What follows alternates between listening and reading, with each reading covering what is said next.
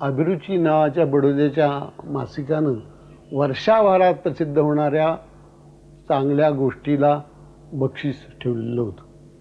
ते मला वाटलं की आपण यासाठी काय लिहू नये, बक्षीस मिळेल असं मला वाटत नव्हतं, पण यात लिहू आपण म्हणून मी ते कुत्र्याची गोष्ट सगळी काळ्या तोंडाची नावाची गोष्ट लिहिली आणि ती छापली. ती प्रसिद्ध झाल्यानंतर त्याचा गाजावाजा खूप झाला की काय वेगळ्या प्रकारची गोष्ट ही लिहिलेली आहे म्हणून. आणि वर्षाच्या शेवटी मला त्याचं बक्षीसही मिळालं. 200 रुपयाचं बक्षीस होतं. ते अर्ध बक्षीस मला आणि अर्ध गंगाधर गाडगीळांना असं मिळालं. नवकथा या प्रवाहाची भरदार सुरुवात करणाऱ्यांच्यात भावे, गाडगीळ, गोखले, दिबा मोकाशी यांच्यासोबत तात्याही होते. ग्रामीण कथा लेखकाचा तोपर्यंत असणारा चेहरा मोहराच त्यांनी बदलला. हे नवं साहित्य नव्या जीवन जाणीवा आणि कला जाणीवांनी प्रेरित होतं. एकूण साहित्यात यामुळे अतिशय मूलभूत आणि गुणवर्धन करणारं परिवर्तन झालं. रूढ संकेतांना ओलांडून जाणारी परिभाषा या साहित्यानं तात्यांनी आणली. रुसो सांगतो, कुतूहल सतत जाग ठेवा, कसलीही कुंपणं घालून घेऊ नका. श्री म माट्यांच्या तळावरनं निघालेल्या तात्यांनी रुसोचं म्हणणं शब्दशः आचरणात आणलं. अनुभव घेण्यातलं कलावंताचं स्वातंत्र्य हे त्यांनी स्वीकारलेलं एक मूल्य आहे. साधारण 56 सालातली गोष्ट आहे. बनगरवाडी पुस्तक रूपात येऊ घातली होती. एकीकडे मी बनगरवाडीची प्रूफ पाहत होतो आणि त्याच वेळी नवी कादंबरी वावटळ ती लिहित होतो. गांधीवधानंतर महाराष्ट्राच्या ग्रामीण भागात जो ब्राह्मण जमातीविरुद्ध उठाव झाला त्याचं चित्रण या कादंबरीत येतं. संशय, अविश्वास, क्रूरता ह्याचे वर्णन माडगुळकरांनी परखडपणे केलेलं आहे. वावटळ ही कादंबरी नाही, तो इतिहास आहे. इतिहास विज्ञानासारखा असतो. काल्पनिक गोष्टींना तिथे वाव नसतोच. महाभारतातल्या शांती पर्वात एका कथेत पूजनी नावाची पक्षिणी राजाला असं सांगते की राजवैराचा अग्नी एकदा पेटला की तो कधीच शमत नाही.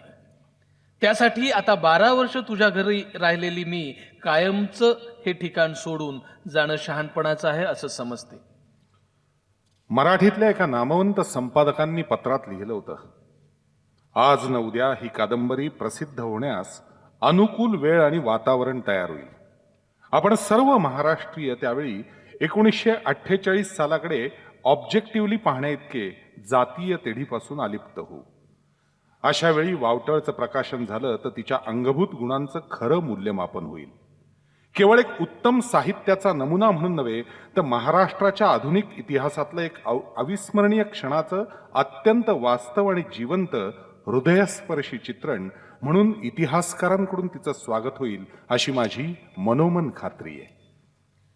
वावटळच्या शेवटी 15 वर्षानंतर या छोट्याशा उपसंहाराचे सार असलेलं वाक्य व्यथित अंतःकरणातून बाहेर पडलेलं आहे.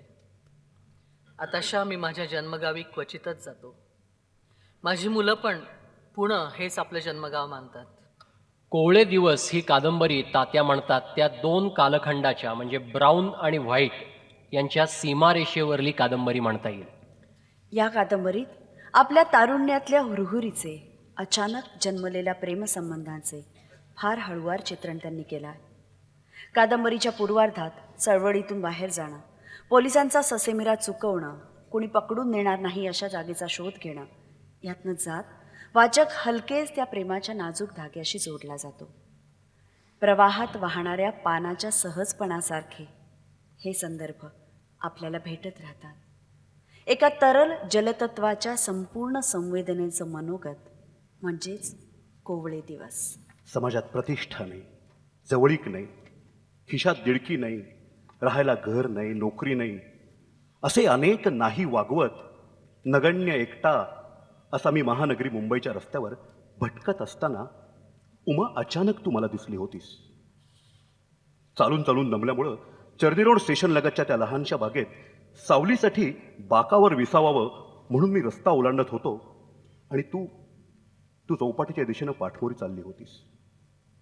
तुझ्याबरोबर तुझा नवरा होता. संध्याकाळ होत होती, समुद्रावरून गार वारं वाहत होतं. तू चौपाटीवर हवा खायला निघाली होतीस. माझ्यात आणि तुझ्यात अगदी थोडं अंतर होतं, काही पावलांचंच.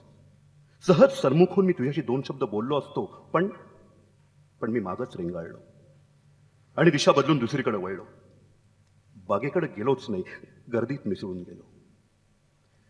वर्षामागून वर्ष गेली. पुरात वाहणारं वसाण कुठेतरी अडकून थांबावं तसा थांबलो.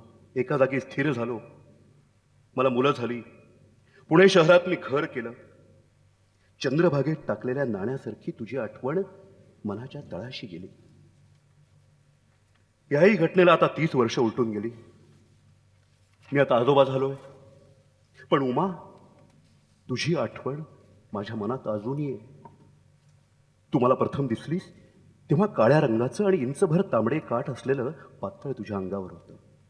काठाच्याच रंगाचं पण पांढरे लहान ठिपके असलेला ब्लाऊज तू घातला होतास, हे सुद्धा मी विसरलो नाहीये. तुला कळलं का? मी चित्रकार झालो नाही झालो मी चित्रकार. रंगरेषा सोडून मी शब्दांकडे वळलो. मी लेखक झालो. बरं वाईट लिहित राहिलो. आजतागायत तेच करतोय. कारण माणूस नावाच्या प्राण्यापाशी हिंस्त्रपणा फार आहे, पण कुठेही आढळत नाही एवढा मोठेपणाही आहे. तो मला लोभस वाटतो. त्याच्या हृदयाचा मोठेपणा पराभवातही तो दाखवतो. तो मर्दपणा, त्याच्या उत्तुंग आशा, त्याच्या प्रतिभेची आणि विचारांची झेप, त्याची सुजाण सहानुभूती, कळकळ, या सर्वांचा उद्घोष कोंबड्याला जशी बांग स्फुरते तसा लेखकाला स्फुरतो. यावर माझी श्रद्धा आहे. आता मागं वळून पाहतो तेव्हा मला वाटतं मी जे काही मिळवलं ते सगळं तेव्हाच आहे. तुझ्या घरापासून स्टेशनपर्यंत रात्री गेलो ना, तिथपर्यंत सगळी कमाई पुरी झाली होती. पुढं काही मिळवलं नाही. अनेक वर्ष झाली. मी कधी तुझी चौकशी केली नाही. तू कुठं आहेस, कशी आहेस याबद्दल साधं कुतूहल सुद्धा माझ्या मनात नाही.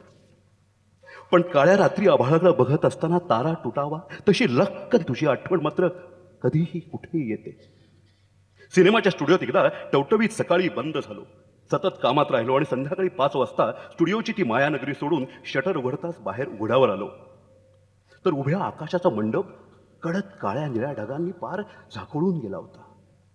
पावसाळी हवा वातावरणात भरून राहिली होती. मातीचा सुरेख वास श्वासाबरोबर जाणवला आणि गडद निळ्या काळ्या आभाळातून पांढऱ्या शुभ्र बगड्यांची एक माळ संथ उडत क्षितिजाच्या दिशेनं जाताना पाहिली. तेव्हा उमा मला तुझी आठवण आली. गोव्यातल्या एका ऐनवार हिरव्या गार दिवसात दूर जंगलात भटकताना अगदी अचानक समोर हजारो फुलपाखरांचा थवा पोपटी हिरवळीवरून आभाळाच्या दिशेनं वर लवलवत जाताना मी पाहिला. तांबूस पंख, काळी किनार, पांढरे ठिपके, टायगर जातीच्या फुलपाखरांचा हा थवा अवकाशात लवलवता बघताच माझं अंग शहारलं. तेव्हाही उमा तुझीच आठवण आली. पन्हाळगडच्या पठारावर हिंडताना फळानं लहडलेल्या उमराच्या एकाकी वाकड्या झाडावर शेकडो बुलबुल मंजूळ बोलताना झिरपावताना पाहिले. तेव्हाही उमा तूच आठवलीस. केरळातलं उंच डोंगर माथ्यावरचं विशाल पेरियार लेक, पावसाळी थंड हवा, पाण्यात उभी असलेली अनेक काष्ठशिल्प, त्यातून सरकत जाणारी होडी आणि दोन्ही काठावर हिरवळीनं भरून गेलेल्या लहान लहान गोल टेकड्या पाहिल्या आणि उमा तुझीच आठवण आली. अगदी काल परवा भंडाऱ्याच्या जंगलात पाठीवर पिशवी टाकून मी एकटा भटकत होतो. उन्हानं तापलेल्या जमिनीचं कवच फोडून बाहेर उसळलेला तेंडू वृक्षाचा लाल लुसलुशीत कोंब जन्मात मी पहिल्यांदा पाहिला. तेव्हाही उमा मला तुझीच आठवण आली. तेव्हा तू म्हणाली होतीस आज ना उद्या तू नाव काढशील. आज लोक म्हणतात तुम्ही यशस्वी लेखक आहात. लेखकाच्या बाबतीत यश ही गोष्ट तात्पुरती असते. ते लांबलेलं अपयशच असतं. आज यशस्वी म्हणून गाजणारा बघता बघता विसरला जातो. प्रवासात आई सर्वांचीच आई झाल्यासारखी वाटे.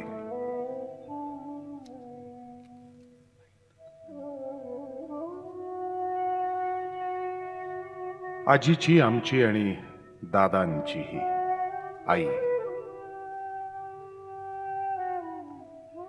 हा माझा धाकटा भाऊ.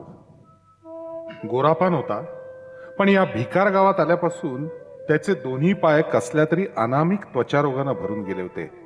आकपैण असं या आजाराला आईच्या कोशातलं नाव होतं. हा माझा थोरला भाऊ. हा राजधानीला शिकायला गेला, जिथे तो गरीब विद्यार्थ्यांसाठी असलेल्या वसतिगृहात राहणार होता, पैसे न पडणाऱ्या बोर्डिंगात जेवणार होता आणि अभ्यास करून मॅट्रिकची परीक्षा पास होणार होता.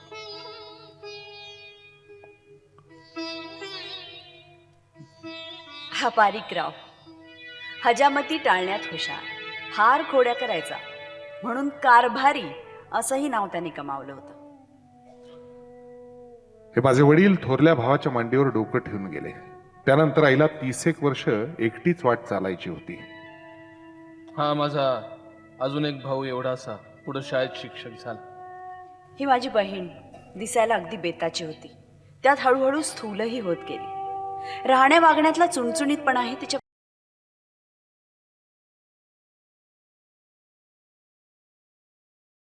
पाशी नव्हता, पण मनानं फार जिद्दी होती.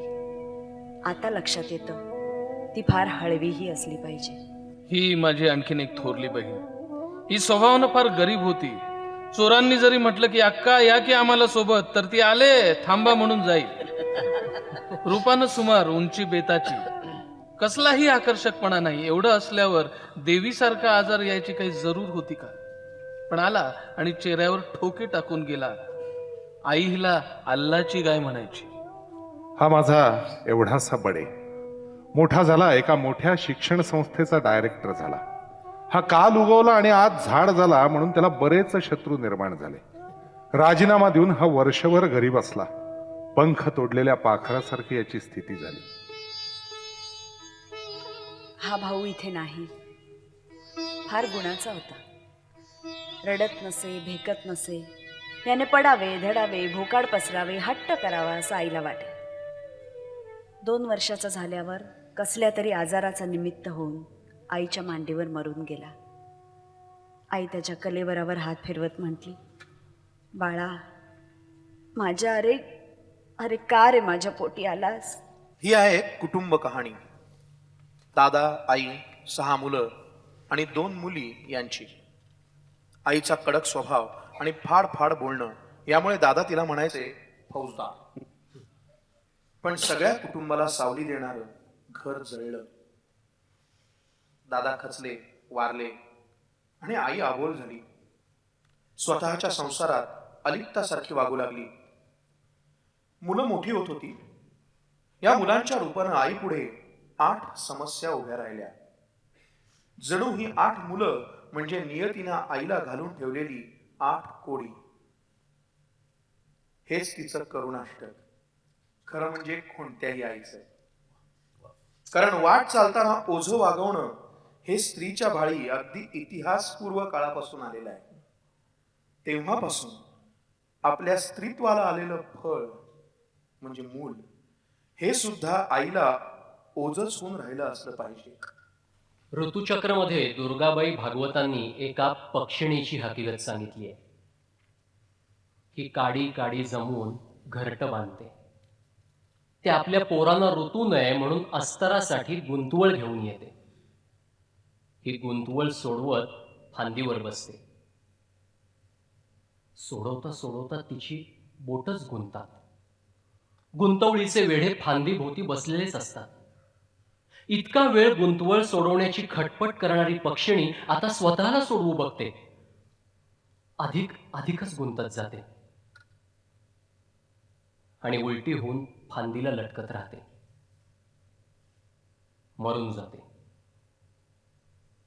उन्हा पावसानं देह वाहून जातो आणि एक पायच तेवढा कित्येक दिवस लोंबकळत राहतो.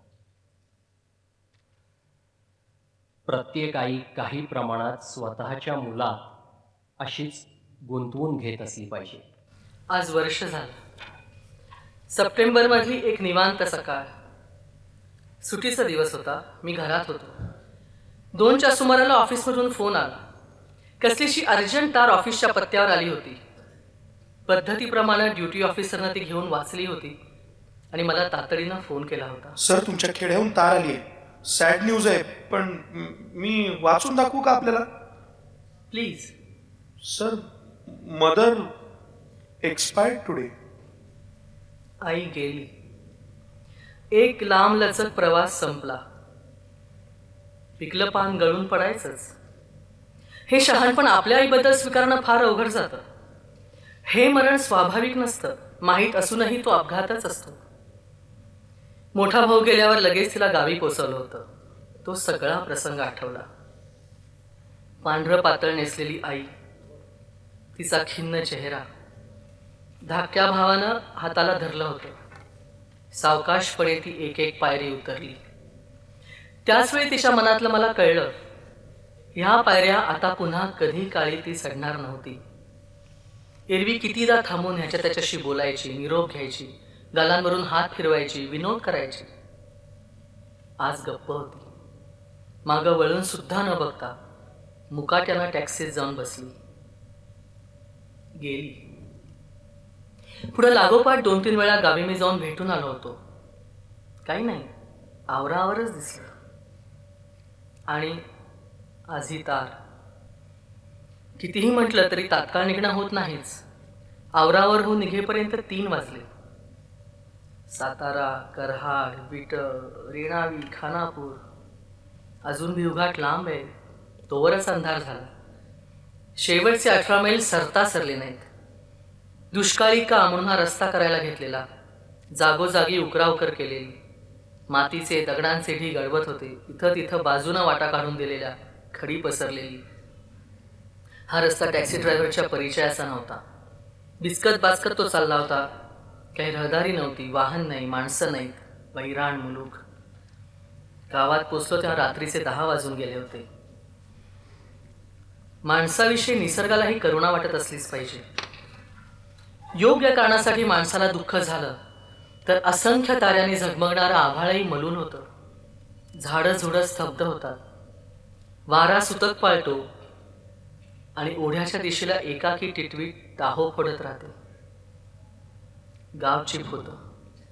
घरापुढच्या मोठ्या पटांगणात कोणी माणूस काणूस नव्हतं. घराचा मोठा दरवाजा उघडा होता, आत उजेड होता. सोप्यात माणसं बसून होती. 4-2 लोभातले शेतकरी, गावगाड्यातला म्हातारा रामोशी, माझे 2 भाऊ, मंद प्रकाश आणि पाषाणात कोरल्यासारखी ही स्तब्ध माणसं. आतल्या माझघरात बायका हलक्या आवाजात बोलत होत्या. लहानपणी ज्याच्या मागोमाग मी रानूमाळ हिंडलो तो मेडका जड आवाजात बोलला, मी मंद नाही का? तात्यांची वाट आहे अजून. अंत्ययात्रा बऱ्याच वेळापूर्वी आटपली आहे हे कोणी न सांगताच कळलं. तार केव्हा मिळाली, तुम्ही निघाला केव्हा, याची हलक्या आवाजात चौकशी झाली. 200 मैलांचं अंतर. आमच्या कुणाच्या येण्याची वाट बघायची म्हणजे फार वेळ थांबून राहायचं. सकाळी कोणीतरी तातडीनं तालुक्याला जाऊन तारा केल्या होत्या. फोन करावे ते त्याला सुचलं नव्हतं. इथं या एवढ्याशा खेड्यात बातमी कळताच उभं गाव जमा होतं. 2 वेळा कधी चुकवू नये. एक तोरण वेळ, दुसरी मरण वेळ, ही यांची श्रद्धा असते. गाव वाड्या वस्त्यांवरची लोभाची माणसं ती बसून राहतात. त्यांना किती तिष्ठत ठेवायचं म्हणून सगळं उरकून घेतलं होतं. आईचं शेवटचं दर्शन मला झालं नाही. मला नाही, माझ्याप्रमाणेच 250 मैल धावत आलेल्या सर्वात धाकट्या भावालाही नाही. सोप्यात भिंतीला टेकून बसलो आणि एक खिन्न जाणीव झाली की बांधल्या पेंढीचा आळा आता सुटलाय. सर्वांना बांधून ठेवील असं काही उरलेलं नाही. आई गेली की माणसाचं बरंच काही जातं. फार दिवसांनी मी भेटलो, बोलत बसलो म्हणजे कधी कधी आई माझ्या बाळपणीच्या आठवणी सांगे. म्हणे, फार आईवेळा होता, सारखा माझ्या मागं मागं असायचास. ओढ्यावर पाण्याला गेले की मागे यायचास, संध्याकाळी देवाला गेले की बरोबर यायचास. कुठं ओळखीच्या घरी बोला बसायला गेले तरी माझी पाठ काही सोडायचं नाहीस. गाई मागं वासरू असतं ना तसा सतत माझ्या मागं असायचास. म्हणजे भावार्थ असा की तुम्ही लहान धाकटे असता तेव्हा आई हवी असते, मोठे झाला की तिची गरज संपते.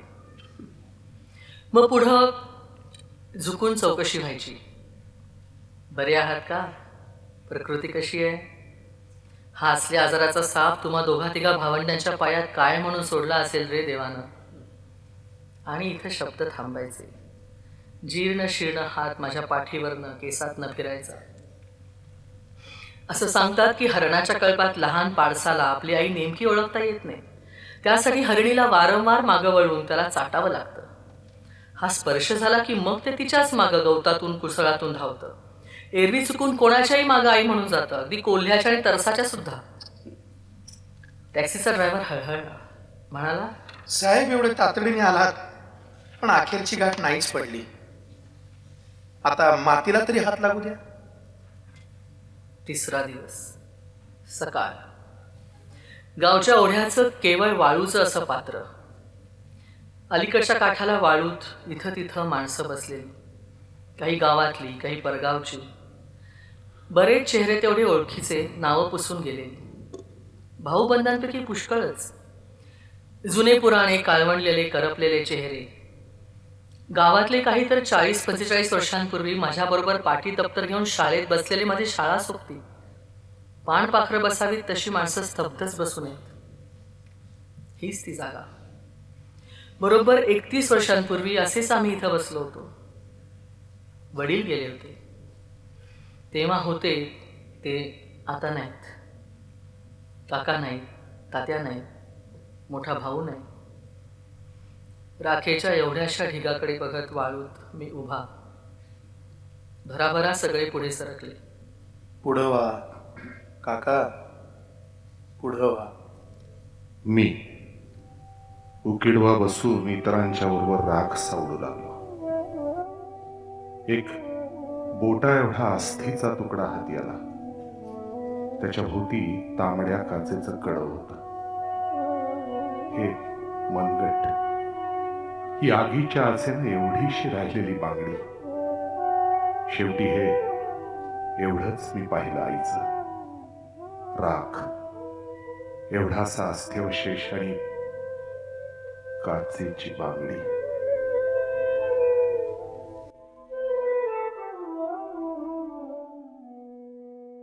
मी कथा लिहायला सुरुवात केली त्याच काळात चित्रपट कथा लेखकही झालो. हा योगायोग आहे. आवड म्हणून मी कथा लिहित होतो आणि गरज म्हणून चित्रपट कथा लिहित होतो. प्रपंचासाठी पैसे मिळवणं आवश्यक होतं, ते कथा लिहून मिळत नव्हतं. त्या मानानं चित्रपटासाठी कथा, पटकथा, संवाद लिहिले की बरे पैसे मिळत. मी लिहिलं ते सर्वच चित्रपट काही गाजले नाहीत. काही गाजले, 25 आठवडे चालले. त्या काळी चित्रपट चांगला चालला असं म्हणायचे.